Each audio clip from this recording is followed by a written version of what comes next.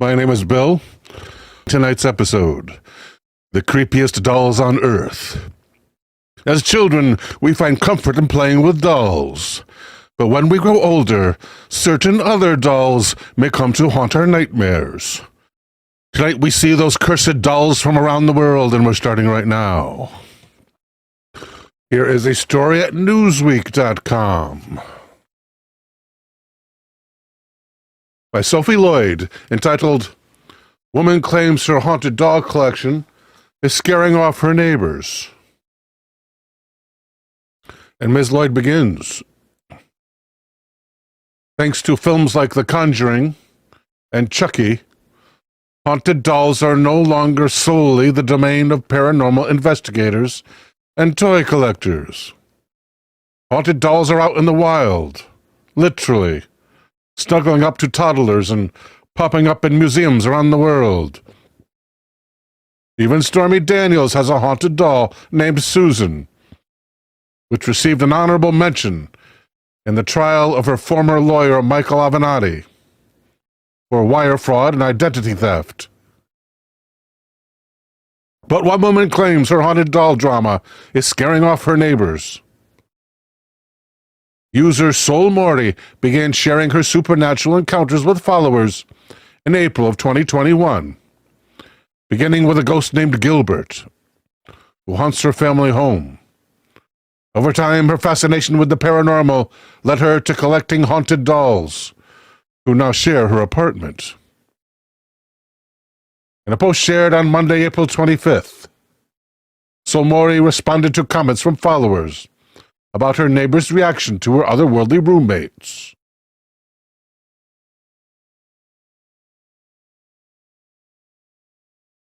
I guess it was supposed to be here, but I don't see it. In the video, which has received 21,000 likes and 260 comments in just 24 hours, she said, quote, "I'm assuming this is regarding the paranormal activity that occurs in my very haunted apartment. Now I am aware I made the apartment haunted by collecting all of these objects.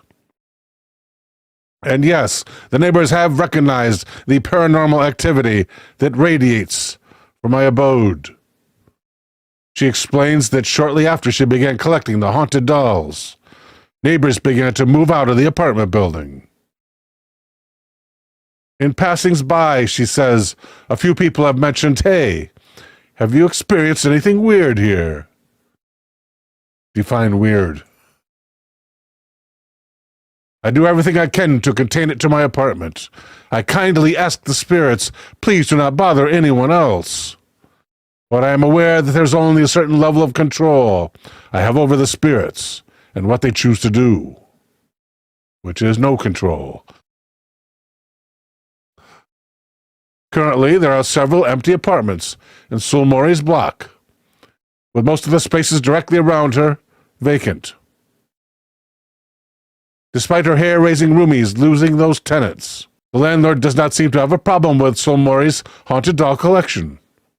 She concluded her post with, "Sorry if I made you move out.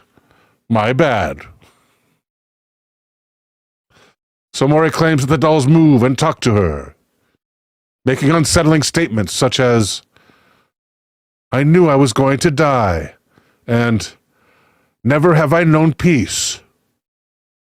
Out of 1,000 people surveyed by Realtor.com, 40% suspected their home to be haunted. A third of those questioned said they'd consider buying a spook-laden property if it was cheaper. But 49% said they wouldn't live with a specter under any circumstances. Let's check out some art. Hi, I'm Megan, and this is my first time speaking here at Aunt Salon. So the tale of Belvalee Dickinson starts with overdue library books. Belvalee, a Sacramento native, proudly went to Stanford University, but she left in 1928 without a diploma and didn't officially graduate until almost 10 years later because she had not returned her library books. After leaving Stanford, Belvalee dabbled in various careers, but she didn't really find her bliss until age 41 when she discovered dolls. Velvely became obsessed with doll collecting, so much so that she moved to New York City, the Big Apple. Velvely decided to start her own company. And this is her doll shop on the fashionable Madison Avenue in New York City. And we had to zoom in to really appreciate the creepiness of her dolls. But in spite of this, to me, overwhelming and clear creepiness, her business was booming. Velvely was a well-respected authority on dolls, a renowned doll dealer, owner of a high-quality doll shop with a prestigious address, and an early member of 2 of America's first doll clubs. Indeed, many people were not creeped out by these dolls. As one newspaper later put it, "For centuries, dolls have been a symbol and an expression of childhood. They have never been regarded, even by savages, as conveying anything but the tenderest appeal. So why should anyone suspect that sinister plottings could be behind a baby doll?" Well, surprise, surprise, there were sinister plottings. Velvely was writing coded letters to share American intel with the Japanese during World War II. 5 letters surfaced, mailed from various cities and signed with the names of other doll collectors. Real sneaky. In fact, one of the women's names that Velvely borrowed for this was her own customer, a woman who hadn't paid the bills on time when she bought dolls from Velvely. All the letters were addressed to Señora Inés López de Molinari in Buenos Aires, Argentina, and I wish so badly I could tell you about Señora López, but she tragically didn't exist. The address was used, however, by Japanese operatives to retrieve espionage reports. At least someone was creeped out by the doll letters, and one wartime censor, a proud patriot, intercepted the first letter and brought it to the attention of the FBI. The other 4 letters were returned as undeliverable to their puzzled senders, who in turn turned them over to the FBI as well. The letters were undeliverable because it turned out the Japanese operatives had stopped using that Buenos Aires address and had failed to alert Velvely of that pretty important fact. So FBI cryptographers went to work decoding the letters. I'm sure they expected some really late nights at the office, but all reports said that they were actually pretty easy to decode. One letter said, "I just secured a lovely Siamese temple dancer. It had been damaged, torn in the middle, but it's now repaired and I'm redressing it into a second Siam doll." The cryptographers found out that this meant, "I just secured information of an aircraft carrier warship. It had been damaged, torpedoed in the middle, but it's now repaired and being converted into a second aircraft carrier." Another letter made reference to a wonderful doll hospital where 3 Old English dolls were being repaired. This actually referred to a naval shipyard where 3 warships were being repaired. So the FBI went to work investigating Velvely, her background, her shop, visiting the shop undercover, interviewing other doll collectors. And it came to light she'd been a member of the Japanese American Society and had hosted and attended various gatherings with the who's who of the Japanese government and military officials in the US. So the FBI was on the hunt for evidence because, as one reporter put it, these dolls spoke the language of treason. In January 1944, FBI agents arrested Velvely at a Midtown Manhattan bank, where, according to some reports, she went down fighting, kicking, screaming, and clawing at the agents. They found tens of thousands of dollars in her bank account, much of it traceable to her Japanese contacts. Velvely was indicted by a New York grand jury on charges including violating censorship and espionage statutes. If she'd been convicted of espionage charge during wartime, she could have received the death penalty or up to 30 years in prison. But luckily her lawyer got her a plea deal and she was just sentenced to 10 years and a $10,000 fine. She only served 7 of those years at the Alderson Federal Correctional Institution, which would later house everyone's favorite Martha Stewart. And Velvely also served alongside Billie Holiday, who was there on narcotics charges. So even then, it was prison to the stars. I'd like to toast the Stanford librarians, who I imagine never wanted to give Velvely that diploma because they knew, as I hope we all do, that overdue library books are a sign of deep moral failure. So, a toast to librarians.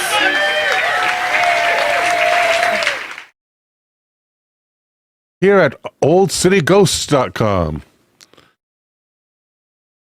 there's a story posted by a blogger entitled Okiku, the Japanese haunted doll that puts Chucky to shame. And the blogger begins. The haunted doll phenomenon isn't just a craze reserved for the superstitious Yanks and Chucky lovers. It's not just an American genre. Yes, as a whole, we might have the most famous examples out there. But that just speaks volumes of our branding and marketing skills, not our ability to cross swords with the devil and come out on top. Robert and Annabelle and Chucky, the holy trinity of the possessed, are ours. Although Chucky's 100% fictional, as far as I know. I guess Robert and Annabelle are real. Chucky's fictional. I think. Those icons were bred and branded in the good old US of A, but those icons and poster children of the cursed sensation are goofy looking compared to some of the fanfare and examples out there in the world. If you want absolute terror, if you want cringeworthy horror, yes, I want. If you want the sort of fright that might make the likes of Thor ask for his mother, then your best bet is to hop on a plane and travel to the exotic Orient. To be exact, Japan. The nation of the rising sun basically goes, hold my beer, whenever we cocky Americans think we have the market cornered in anything relating to the supernatural. Look, we have Jason Voorhees. Again, fictional, I'm pretty sure. Big deal, that's just a TV and an old VHS. Press play? Sure, why not? That was a scary series, but again, fictional, I believe. The, what was that called? Where the girl comes out of the well? We might have Chucky, we might have Robert, but Japan has more creepy crawlers of their nature and kind than in a Hollywood pitch meeting post-Annabelle box office triumph. Japan has Okiku, the haunted doll, and she's just the tip of a very dark iceberg. In 1918, a young man purchased a doll that would later on claim the name of Okiku as her own for his 2-year-old sister, and the legend would kickstart a tourism flash. Japan during this era was still stuck in the ways of feudalism, while the world around her was embracing the progress of technology and science. Japan was holding tight to her beliefs and her rich mythology and fables. This was a land, and still is by all accounts, where demons, ghosts and vampires, and other such creatures roam free. A land where goblins and evil spirits are constantly harassing normal folk. On February 3rd, you drove evil spirits away by going to shrines and through rituals and folklore practices. Setsubun events. Lake monsters gobbled kids up. Woods like Aokigahara, northwest of Mount Fuji, drove people insane and compelled them to self-harm. Foxes were sacred and devoted animals. Japanese culture was and still is fraught with legends and supernatural boogeymen. And dolls, some of them, were powerful instruments of magic. You didn't mess with dolls. This doll was bought in Sapporo by a 17-year-old Aikishi Suzuki in 1918 for his 2-year-old sister, Okiku. He was touring the region for a maritime exhibition, and the doll instantly drew his attention. The perfect little thing sat in a shop window, enticing him. Suzuki didn't think twice. He went in and instantly purchased the figurine for his sister, and used the last of his money to get it. At about 40 centimeters tall, that's, 16 inches maybe? And dressed in a traditional kimono. The doll was exquisite. Its hair raven black and cut roughly to shoulder length, in a traditional Okapa hairstyle. Her eyes were piercing coals. They seemed to swallow everything up in their gaze. The thing was mesmerizing and enchanting, something to take your breath away. Suzuki went back home and gave the doll to his little sister. The tyke fell in love with the doll immediately. It transformed into Okiku's favorite toy, and more importantly, her best friend. Okiku played every day with the doll, took it everywhere, and treated the figurine like a little sister. She would talk and prattle with the thing, feed it, sleep with it. She decided to call the doll Okiku, a mirror duplicate of herself, and it never left her sight. Then 1 year later, tragedy struck. In 1919, Okiku died. Yellow fever had descended on the land and the family of the little girl. Okiku died gasping for air, in pain and afraid. The doll held firmly in her grasp. She was only 3. The family wanted to bury the doll along with Okiku, but circumstance and governmental oversight prevented this last act of kindness. The doll was never laid to rest with her. Okiku the doll was alternately located in the family's altar, a common practice in certain Japanese households to commemorate the dead. The small shrine celebrated their daughter and marked her passing into the afterlife. That's when the weirdness started to occur. One day, the family started to notice that the doll's hair was getting longer. Once a traditional shoulder-length cut, now a mangled mess of split ends reaching down past her waist. It was scruffy, it was different colors, and it felt different. At night they started to dream of Okiku, and sometimes the doll would appear by their side come morning. The chilling events intensified and grew into full-blown acts of spiritual infestation. Lights flicking off and on. Bangings in the house. Noises and strange voices. The closer the year got to certain key dates, Okiku's birthday and the day of her death. Over time they were certain, and town shamans concurred that their daughter's soul was in fact trapped within the doll. In 1938, the family relocated to a different district. They had now become accustomed to Okiku the doll, and had even grown fond of their daughter's restless spirit. To them, it was magical, and a unique opportunity to interact with the dead. Not desiring to take Okiku with them, fearing what fueled her magic was proximity to their daughter's grave, the family approached the local temple and asked them to take care of the doll. The temple by now had heard countless stories of the amazing doll, the haunted doll whose hair grew every year. They were fascinated, skipping like schoolgirls with the prospect. The priests gleefully accepted the charge and started taking care of Okiku. Over time, they have managed to confirm the veracity of some of the claims, particularly that the hair does indeed grow. The priests sent out cut samples of the hair for scientific analysis. Scientific examination of Okiku proved that the hair was that of a human child. The hair gets a trim regularly, and the doll stays happy and content. As the years passed on, the doll's fame grew and her powers further developed. She's bolder now,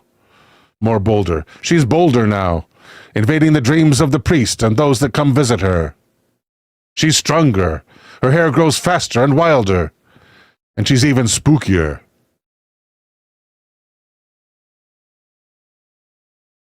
The event driving tourists mad is the frightening claim that the mouth of Okiku is slowly opening, and that if you dare to peer inside, you may be able to glimpse something like baby teeth sprouting like weeds from porcelain gums.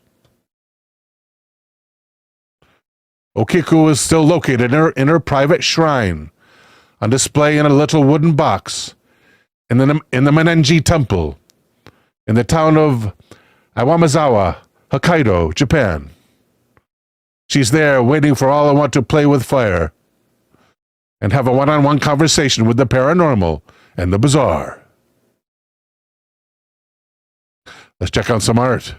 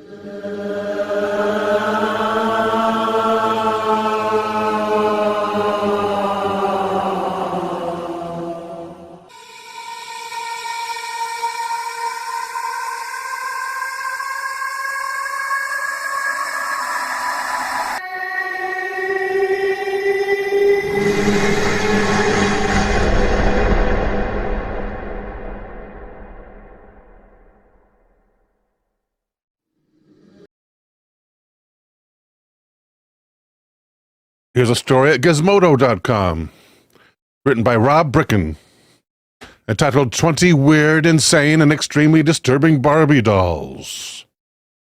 Okay. Mr. Bricken begins, there are plenty of lists about the weirdest Barbie dolls on the internet, but they only scratch the surface of the insane, sometimes terrifying world of the best-selling doll. Here are 20 totally real official Barbies that prove she hasn't just conquered girls' toys. She may have literally conquered the universe. Okay. I guess we're missing pictures here, evidently, but number one is the Birds Barbie. Let's start with the obvious. The figure where Barbie is about to be dispatched by birds. Birds who are included in the goddamn packaging, writes the author. I know there have been many movie-inspired Barbies, especially in the collector's world. But the Hunger Games Barbie didn't come with tracker jackers, seconds away from impaling her with poison stingers. Tippi Hedren, right, played in that, in the Birds. Number two, Little Red Riding Hood and the Wolf Barbie.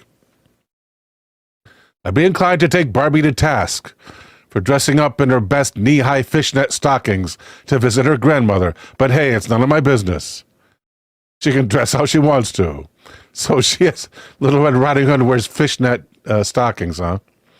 I can, however, wonder why she appears to be smuggling two medium-sized buff duffel bags in her hair. Or if perhaps she has something more useful to bring her grandmother than bread and magazines. But mostly I want to point out that Barbie apparently lives in a Dr. Moreau-inspired nightmare. A world full of anthropomorphic animal people that want to eat and or sexually assault human women. Haunted beauty mistress of the manor Barbie. Barbie has lost her shit. For the record, I do recognize the idea of Barbie turning into a murderous spinster is kind of awesome, but let's be clear. It's awesome because it's so disturbing. What am I doing here? I'm going to this right here, I guess. A few years later, she's going to be packed with a decrepit, cobweb-covered wedding cake. And Miss Havisham Barbie from Great Expectations. We should see these things. We shouldn't be just... I mean, there should be pictures here. I got to see the fishnet stockings here for Little Red Riding Hood and the Wolf Barbie. So let's copy this. Let's duplicate this. Tab. Let's search for Images and Brave.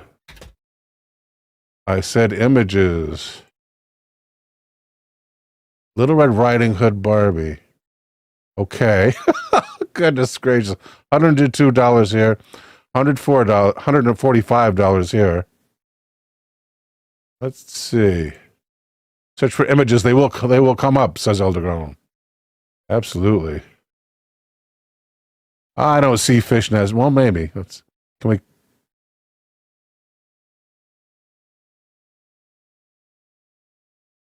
It doesn't get to. Why is it not letting me do that? Got it. And exit. Can we just open image in new tab? Yes, please. Okay, now. Are these really fishnet stockings? Yeah, they are.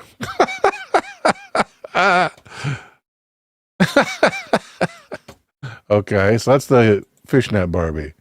What about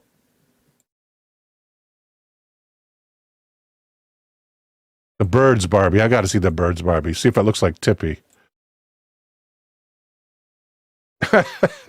Taco Molson 2 says, this is a side we've never seen of you before. Naughty, naughty. I guess. I mean, I don't have a Barbie doll fetish, but let me copy this. Okay, well, let's see how much the birds Barbie costs. Paste. $300, evidently. And it does kind of look like Tippy. 2008 Black Label collector edition. Let's see. Let's take a look at it on Amazon, shall we? Click image to open it. Yeah, it looks just like Tippy, right? Well, not just like. It is a Barbie. Can we open that image in a new tab, please? Complete with birds. Comes with 3 birds to attack Barbie. What else we got? Haunted Beauty Mistress of the Manor. This, it's awesome because it's so disturbing. I didn't understand this when I was reading it. Let's see if a picture will speak 1,000 words. Paste here.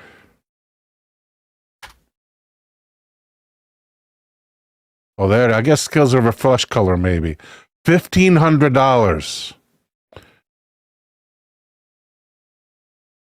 Oh, wait, but not here. Let's take a look on Amazon.com.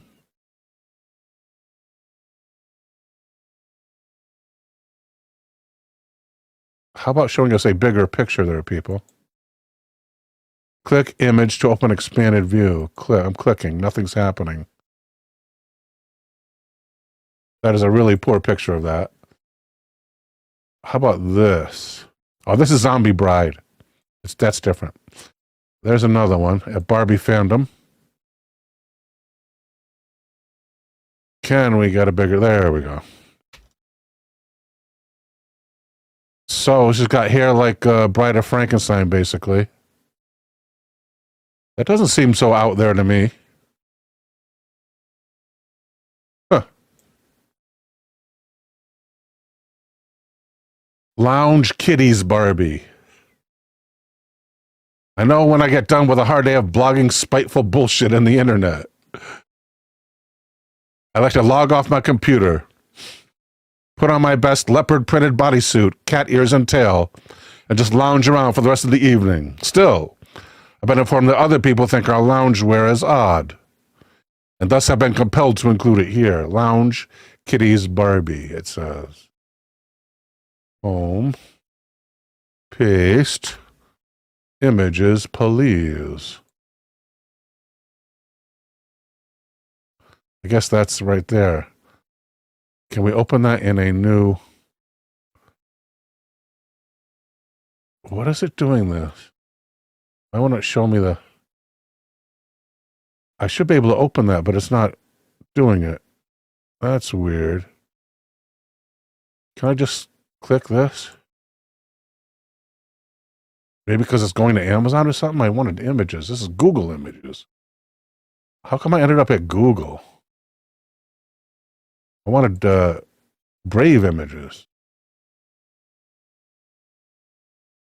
Oh, because I went to Amazon, maybe. There's another Lounge Kitties collection at eBay.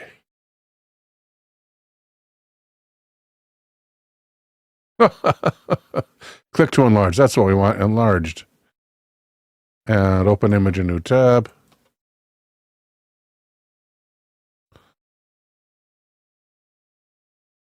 The Lounge Kitties collection. So there's more than one. Oh, she's on a giant shoe is her chair. Yeah, that's hot.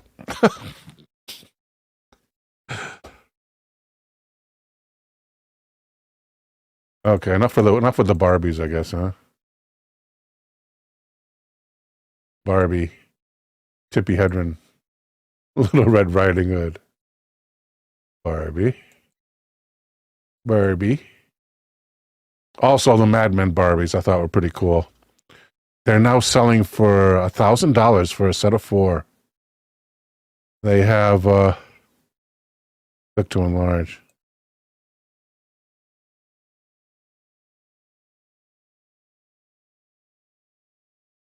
Don Draper, Joan Holloway. Looks nothing like the original characters. That might have been a Don Draper when he joined the army. Joan Holloway. Betty Draper is a one-time wife, and Roger Sterling with the white hair. Selling for $1,000 for a set of 4.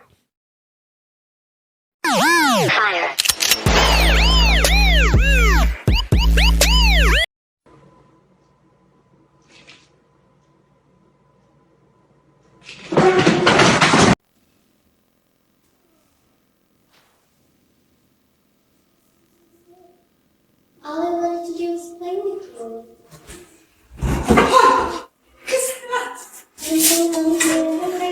You're not afraid of the dark. Don't be afraid. Come with me.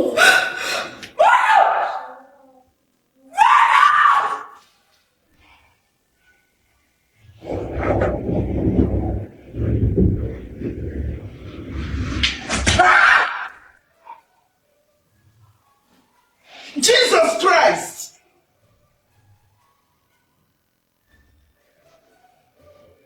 I dare rebuke you in the mighty name of Jesus!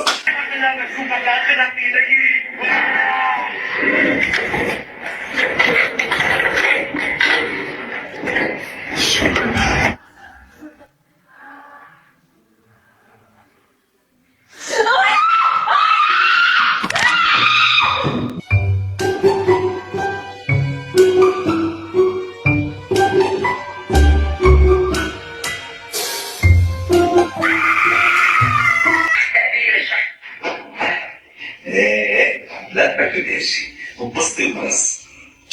لا تشغلي بالك بشيء ابدا وعيشي حياتك على كيفك. وانا ليك عم اعمل اساسا؟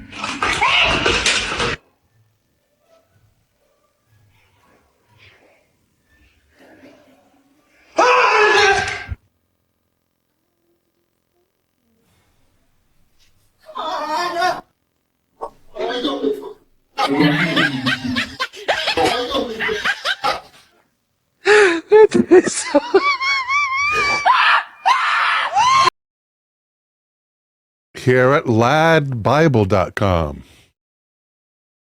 is a story by Poppy Bilderbeck entitled Bargain Hunt Viewers Horrified at Haunted Doll with Dead Man's Eyes and Hair.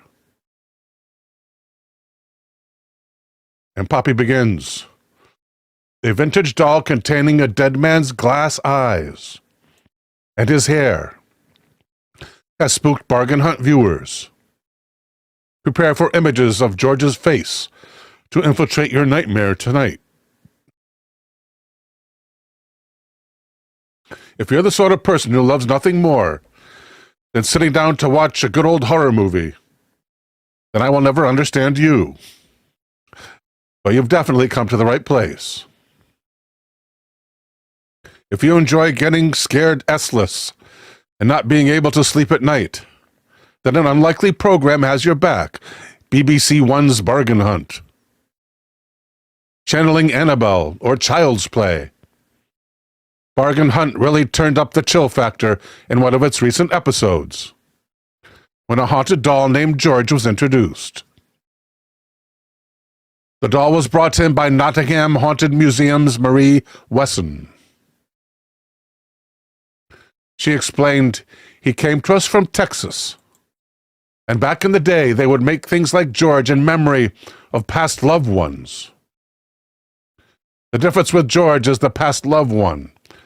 George now has his glass eye and his hair. And the spookiness doesn't stop there." Wesson went on to explain George was given to the museum because the family was experiencing a lot of paranormal things with him, with George the doll. The museum employee continued. They would get headaches and their eyes would start hurting. So they took him to a few mediums. And apparently George wants his eyes and hair back. He can't rest without them. Prepare to go rifling through all your cupboards and check out any old toys you have from childhood before attempting to go to sleep at night. The spooky story was so spine-chilling, even bargain hunt expert Charlie Ross could not contain his fear. Pulling a face, Ross commented, "I can feel a bit of a headache coming on." Viewers of the BBC One show had a similar response, taking to social media in concern over the eerie George the doll. One Twitter user said, "That doll would have stayed in Texas.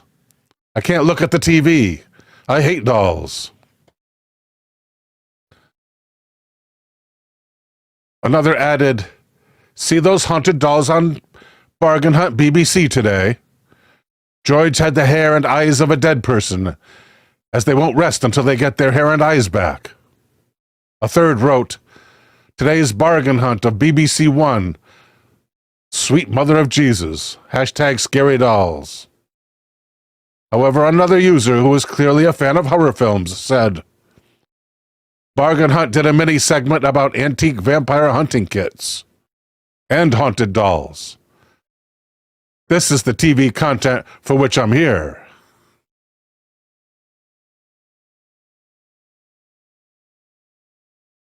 And we also have a story here at thenetline.com, written by Kate Marin, entitled "Peggy the Doll Story." She haunts people who look at her photos and videos. On the face of it, begins Ms. Marin, Peggy the doll looks like any other doll with glassy eyes and a cute bob. However, Peggy is more than just your ordinary doll. She is a paranormal wonder that wreaks all sort of havoc on people who watch her videos, stare at her, or stay close to her.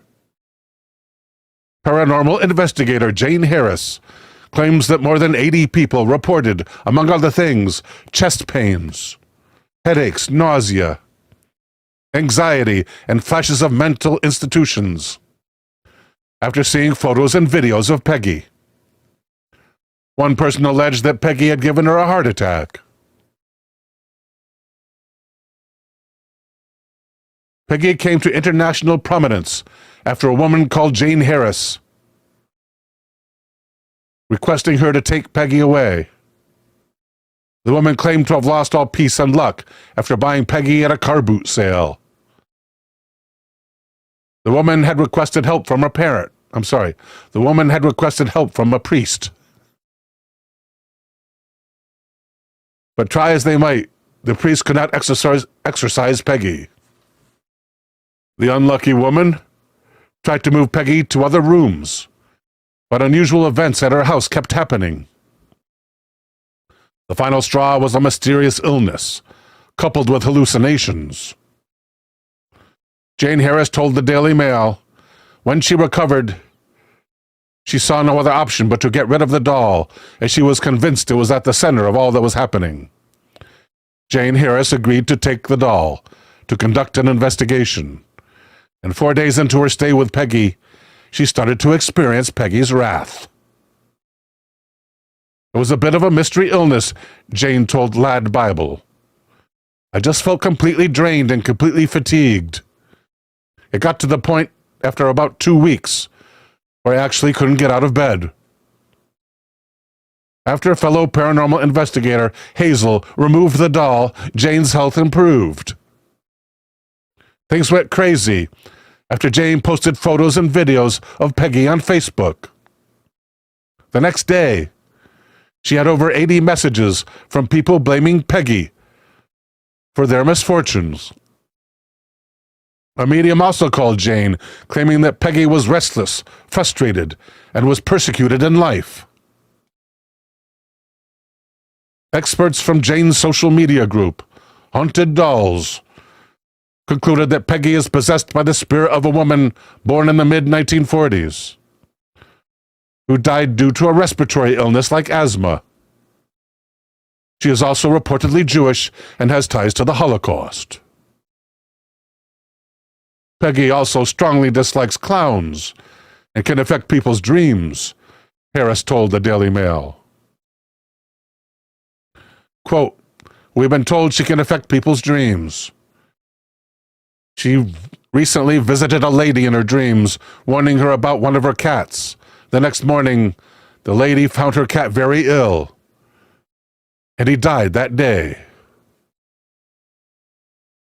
Peggy is a responsive doll who listened to Jane's requests to stop tormenting strangers. However, she fought any attempt by Harris to try to figure her out.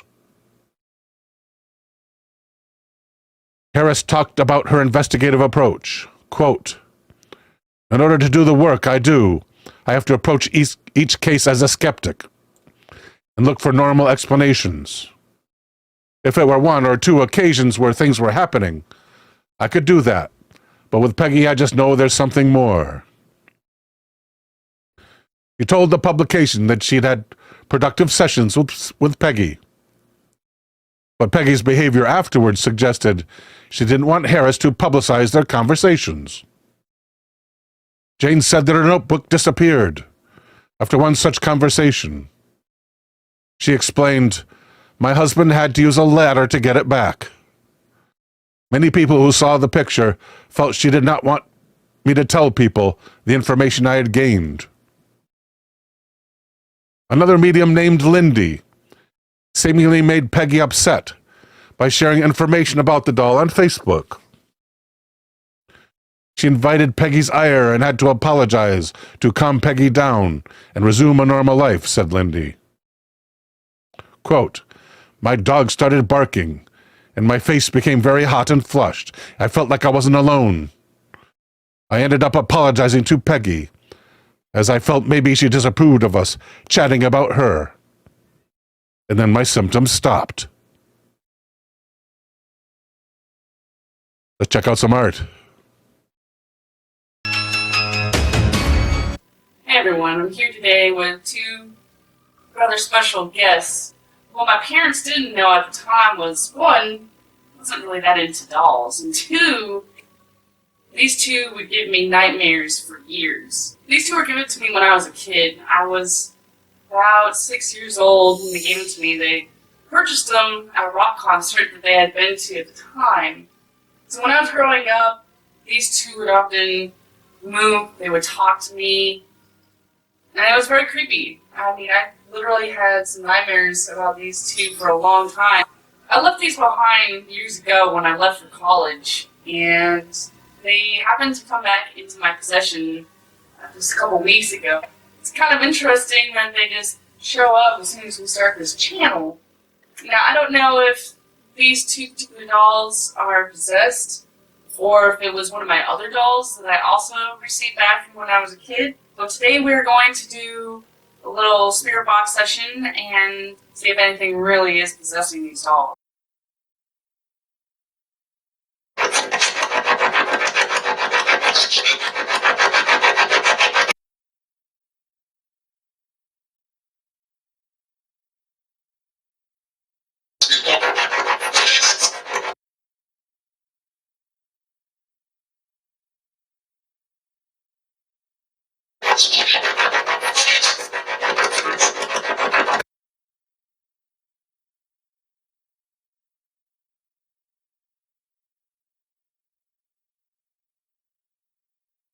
So the nice thing about this particular spirit box is it's brand new. It was put out by GhostUp, hashtag this is not sponsored.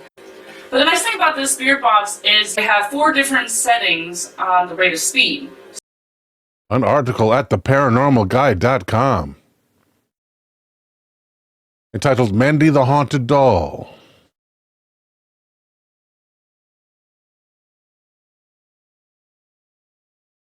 And the author begins. Mandy the doll was donated to the Quinalan District Museum, British Columbia, in 1991. Almost immediately, she gave the impression of being quite a creepy doll, leaving people feeling uneasy, especially when unexplained activity began to take place around her.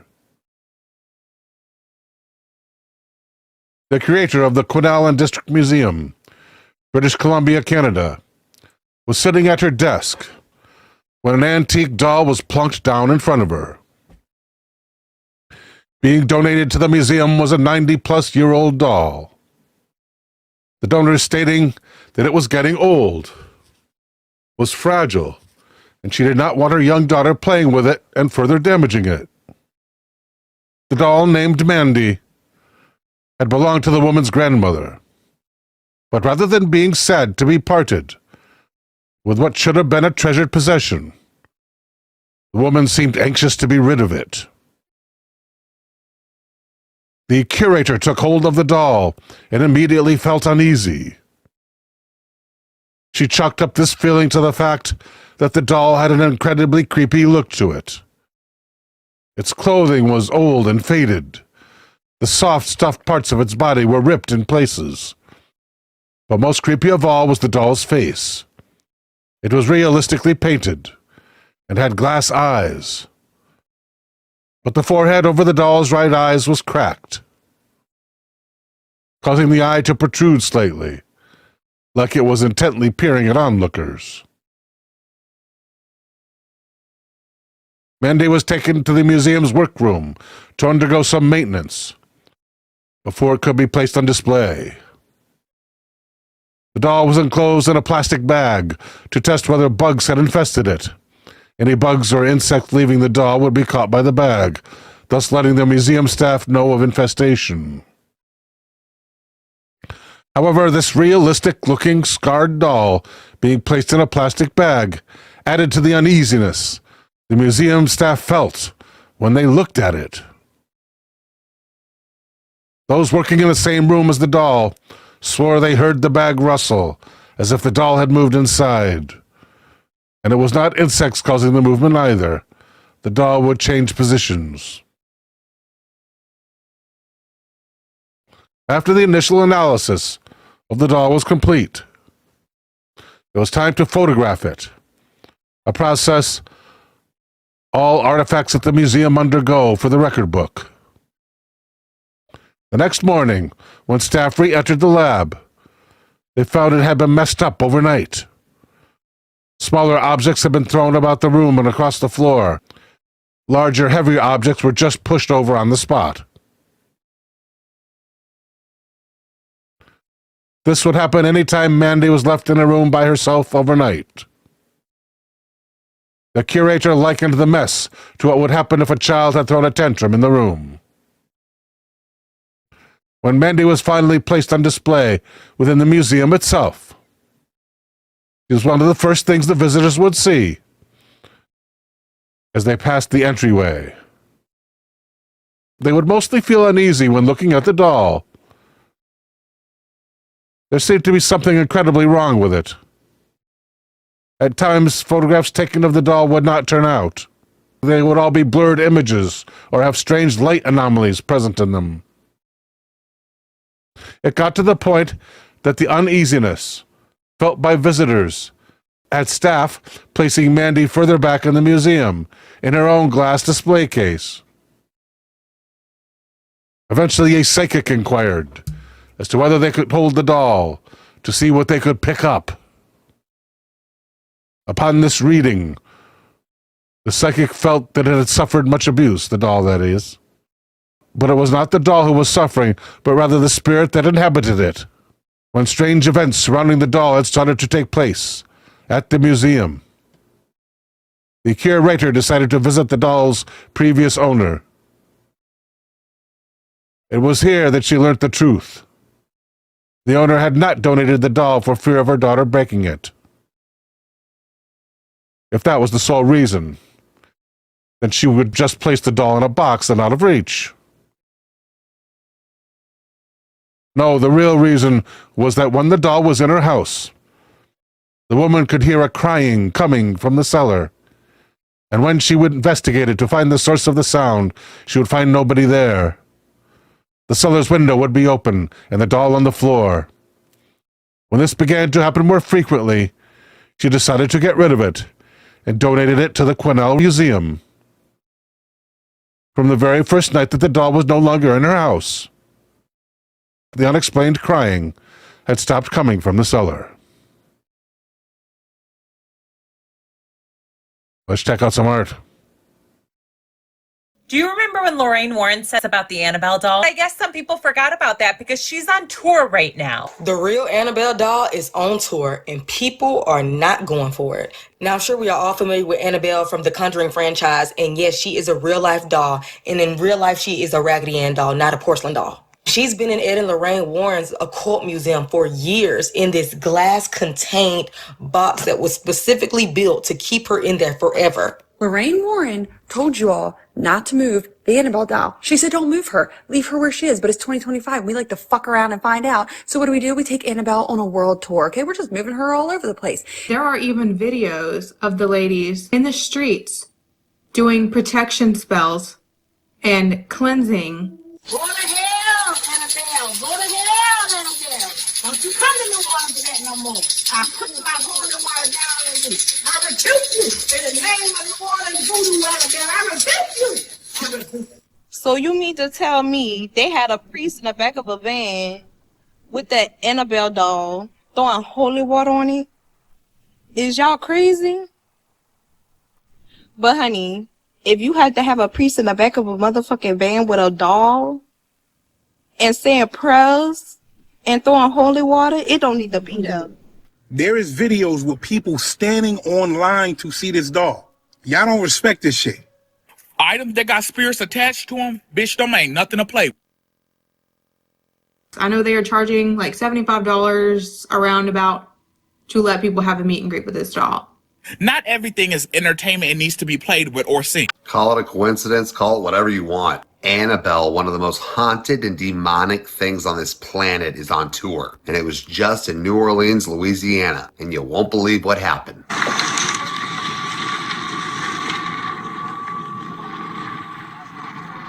The largest plantation in America just burned down. Here's an example, another one, and another one. Let the tape roll.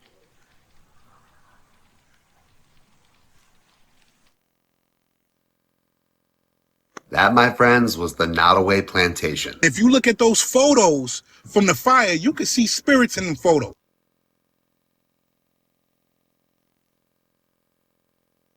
A Louisiana slave owner. He owned the Nottoway, the Blythewood, the Forest Home, and the Bayou Gula. They were just using the land like Pokemon trading cards, and they had thousands of slaves.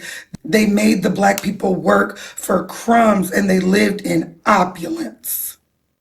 I took a trip to New Orleans, and let me tell you this. When I took that trip, my spirit didn't feel right. So they took her to New Orleans, and why does a plantation house from 1859 burn down after? This mansion was about 53,000 square feet with 64 rooms, and it burns down after Annabelle decides to visit the city. They literally had the fire out at one point, and it reignited itself. Now, the fire is believed to have started in the attic area of the mansion's central section. Weird. And no injuries are reported, and the cause of the fire remains under investigation by local fire officials. Usually these places are protected, so that doesn't happen. But the attic, and they still don't know the cause? There's your cause. Whether you believe it or not, I think this thing's more powerful than people think. So Annabelle is out having her hot demon girl summer, and the second she leaves the French Quarter, the oldest standing plantation, the Nottoway Plantation, is on fire. Not only that, 11 inmates escape a New Orleans jail, some of them wanted for murder.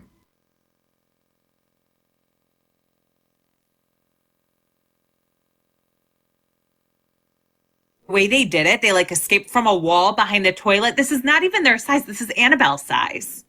She could have helped them. In the same week, 10 murderers escape from jail, prison, and a plantation house gets burnt to the ground. Plantation house that has been there since 1850s, y'all. It ain't no way that this is just a coincidence. It's no way. And the firefighters have no idea what caused the fire. I don't understand that Black Americans don't give a flying fuck that a plantation burned to the ground in 2025. That thing was built in 1859 by enslaved Black folk who were considered property. We don't care. A plantation burned to the ground in Louisiana. Good. You know, people are even questioning if Annabelle is an evil doll or we've been lied to all these years. And they are trying to connect Annabelle when she was on tour before she left Louisiana, that her spirit being in Louisiana caused the fire of the Norway plantation that burnt down. That was built by slaves. So now people, it's actually a thing where they're saying, was Annabelle even evil or she was just a justice seeker? It's coming to Pennsylvania. That's where it's going. Here at NewYorkPost.com is a story entitled Real Story Behind Haunted Island of the Dolls in Mexico. It's written by Paula Froelich.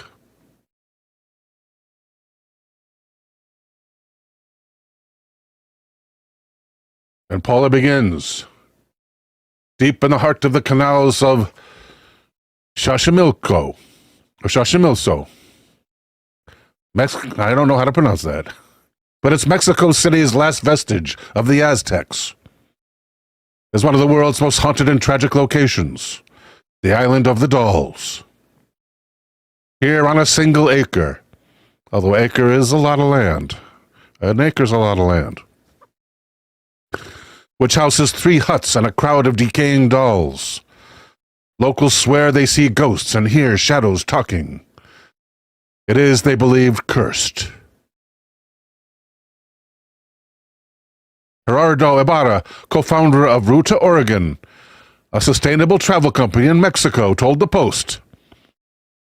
During the time of Cortez, many people fled here to Xochimilco and hid on the canals. A lot of these people were women and children hiding from the conquistadores. And many women killed themselves rather than be caught and ravaged by the Spanish. The Island of the Dolls was, for centuries, a place to disappear. Remarkably, it is within the city limits of one of the world's biggest metropolises. Mexico City was originally an island in a volcanic caldera lake, surrounded by the Sierra Madre Mountains. The Aztec Empire, from 1300 years before Christ to 15 and 21 years before Christ. That doesn't make any sense. That's going backwards. But let's say that's a general figure. Was the first to start developing the area, building a system of man-made islands called chinampas, and a canal system for farmers to navigate them.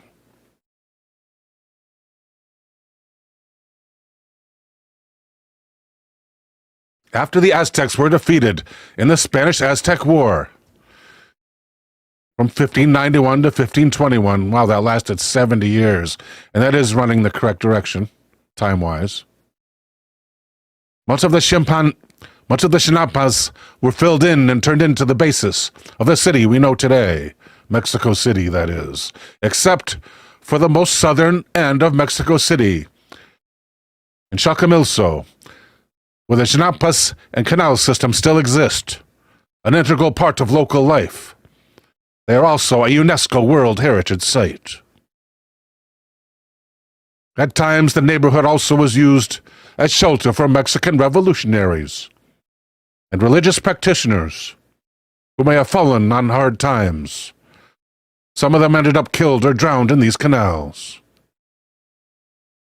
Ibarra introduced me to Don Loro, a community leader who has spent his entire life and Chacamilso, paddling through the small islands that are used for farming maize, squash, and chiles.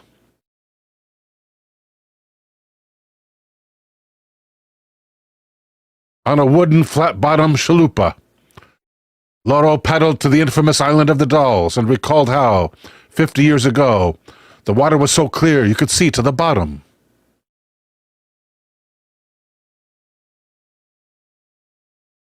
And that's how, in the 1950s, Julian Santana Barrera found the body of a young girl at the bottom of the waterway, just outside his door. Rogelio Sanchez Santana, the current guardian of the dolls, and a great-nephew of Barrera, said the girl was swimming with her sister or friends, and the current took her, and she drowned. According to him, it was after this. It was after his uncle found the body that trouble started. Zacchaeus Hunley, thank you for the super chat. Zacchaeus asks, what's Brackenbill? And it is lit. Thank you, Zachary. Excuse me.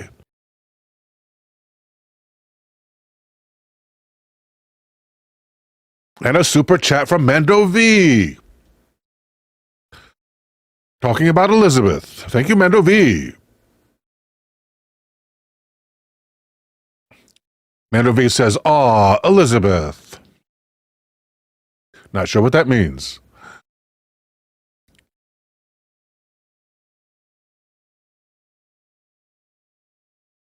The spirit of the girl was living in sorrow, said Santana.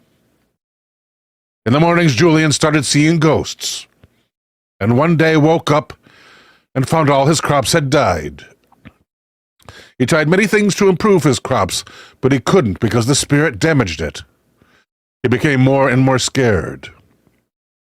Barrera built an altar in his one-room cabin on the island where he and his wife lived, hoping to appease the spirit. But the spirit still came, said Santana. Thus he started collecting dolls as a way to protect himself from the spirit. Over the next half-century, Barrera collected more than 1,000 dolls. Some from the trash in the area's main city, others gifted by neighbors and visitors. They're all still there, decaying, sometimes beheaded, and always creepy. Everywhere you look, there are dirty dolls hanging from trees, nailed to buildings and other structures, and strung along clothesline. In 2001, according to Santana, Barrera died of a heart attack in the same spot where he had found the body of the girl. Regilio said the spirit of the girl came to him and dragged him into the water. He and his wife could never have children because of the island. So my uncle Anastasio took over. After Anastasio's death in 2019, Santana assumed guardianship of the island. Although he and his wife and 3 children do not live there, they choose to stay on their own island 20 minutes away. Yes, I agree to your privacy notice. Thank you. Over the years, several other imitation doll islands have popped up in the canal. It's big business now, Santana said. But there's only one true island of the dolls. Santana said he sometimes sees shadows in the night with the moonlight. And other visitors have claimed to have witnessed the doll's eyes moving and hearing them talk. As for what will happen to the island when he dies, Santana said, the ownership I leave to the dead. I guess they're not going to keep it in the family after Santana, apparently. The kids aren't interested.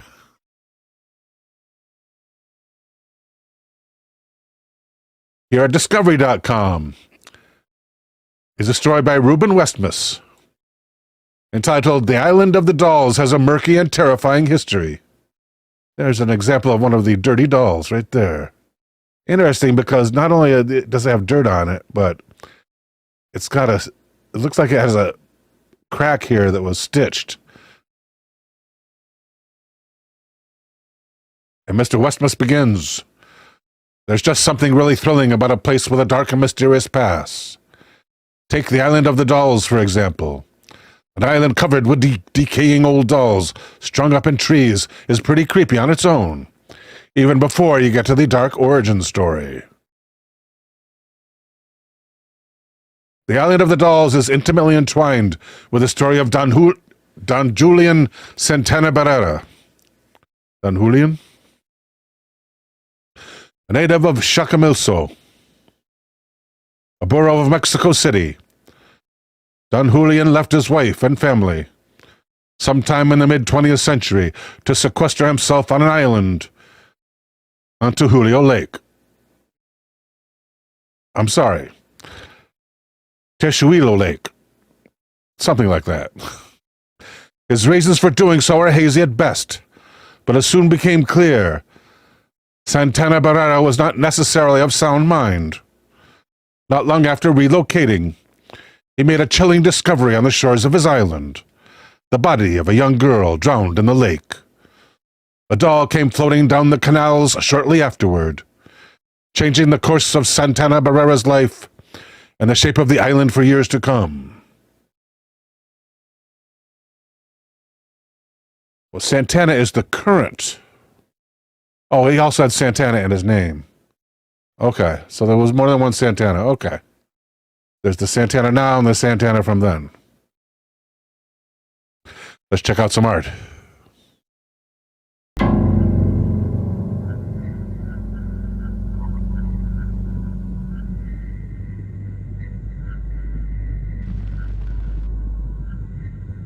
Yo no estoy solo en esta isla. Todos ellos están aquí, conmigo. Cada uno tiene su nombre, su historia.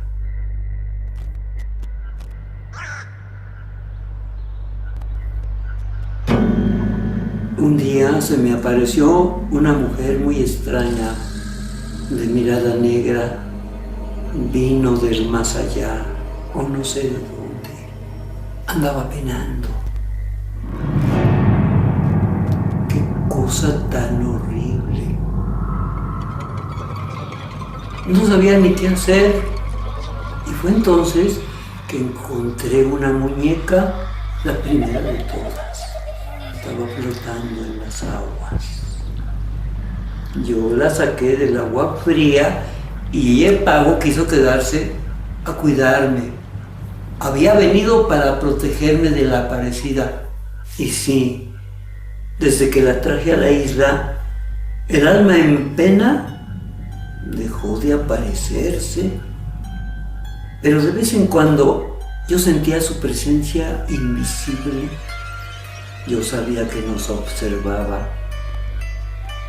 Así que me puse a recoger otras muñecas y muñecos, mis angelitos.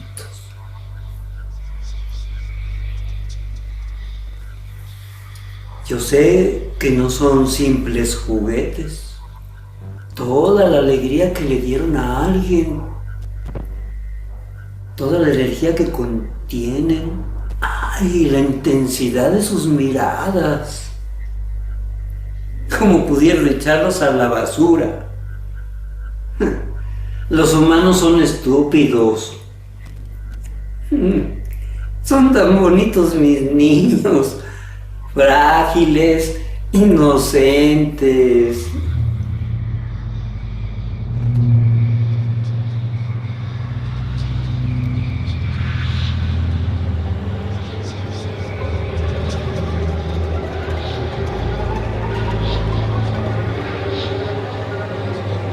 La gente del pueblo dice cosas horribles de mí y lo que pasa en esta isla, hasta dicen que soy un criminal.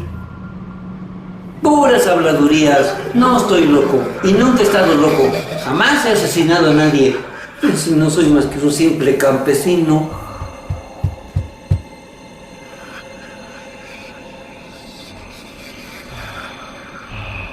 Nunca le haría mal a nadie. Mis niños tampoco le harían mal a nadie. Son tan lindos, con sus deditos chiquititos, su piel suavecita, cubierta de telarañas, como un capullo. Yo siempre quise mucho a mis pequeños amores.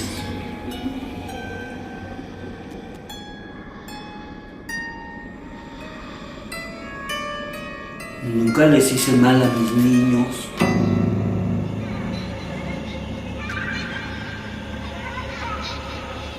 Les cambiaba la ropa, a veces les cambiaba la cabeza por una más bonita, o las piernitas, pero no por eso tengo el alma retorcida. Si les sacaba los ojos, era porque ellos me lo pedían. Y además tengo guardados sus ojitos con cariño.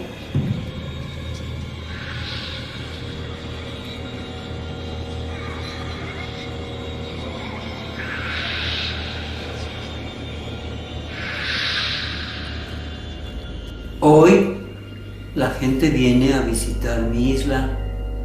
Los turistas toman fotos como si fuera un espectáculo.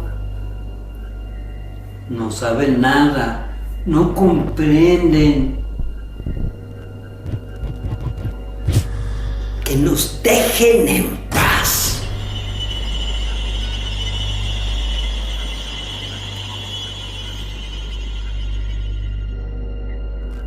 Yo estoy aquí en otro mundo y los observo a través de los ojos de mis 1500 niños.